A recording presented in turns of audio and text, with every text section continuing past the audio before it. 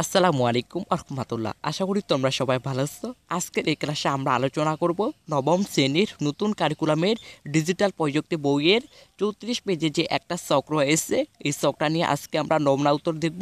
চলো চক্রটা দেখে নিই।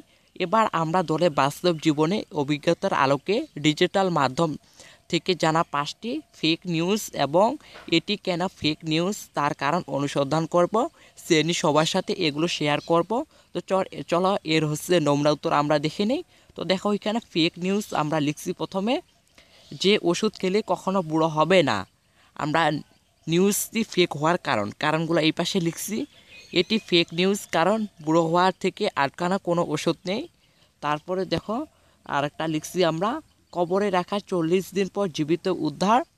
তারপর ফেক নিউজ হবার কারণে আমরা লিখছি এটি ফেক নিউজ কারণ মৃত্যুর পর কবর থেকে জীবিত করে দুনিয়াতে ফিরে আনা মানুষের পক্ষে অসম্ভব। তো দেখো এখন 3 নম্বরে আমরা লিখছি মাত্র 1 লাখ টাকায় নতুন R15 V4 বাইক। এটি একটি ফেক নিউজ। এটা আমরা এখানে লিখছি এটি ফেক নিউজ কারণ 1 লাখ টাকায় R15 V4 বিক্রি সম্ভব নয়।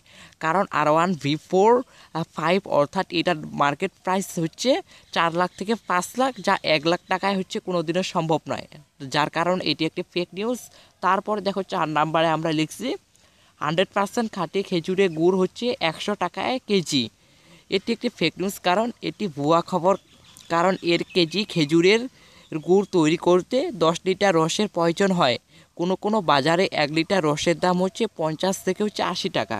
তারপরে দেখো 5 নম্বরে আমরা লিখছি যে কবিরাজের চিকিৎসায় ক্যান্সার ভালো হয়।